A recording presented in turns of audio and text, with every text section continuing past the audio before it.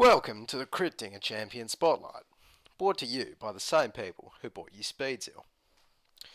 Critdinger is an amazing farmer. This is essential for any carry. As is evident here, his damage is very good. Now the runes I run on Critdinger are pretty simple. Flat mana regen seals, flat mana glyphs, tier 1 crit marks, and some flat damage quints, just for a bit of reliability. Now, why do I run tier 1 marks? Well, Critdinger is OP enough already. There's no need to get more people QQing about him. Now my masteries, since I go for Exhaust Ignite on Critdinger, all you need is 21 in the offensive tree. Make sure you get all the crit ones. Then of course just lob 9 into utility, as shown here. I want to give Mundo the worst early game possible, and the only way to do that is to crit him. After he gets a cleaver on me, I need to blind him in order to negate his damage from masochism, so I can further zone him out of experience range.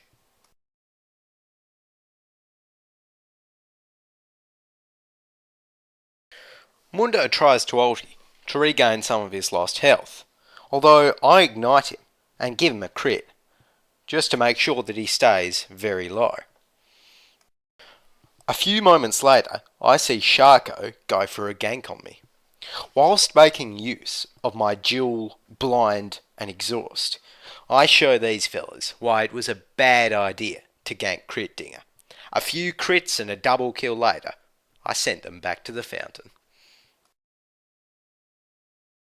And I bet that Sharko with 15-30 normal game wins was pretty disappointed. Now here, my teammate Cassidy has already signalled to gank the Ezreal. Although after an unsuccessful gank on him, the enemy Malzahar puts his full combo onto our Cassidy. Although luckily, I use Exhaust to reduce Malzahar's damage output, and then we get the kill.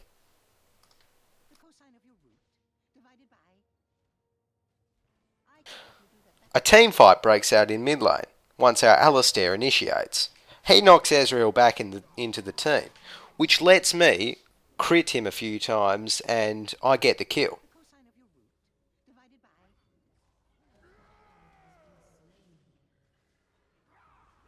Later on in the fight, I become a bit overextended, as we see here, and pay the price.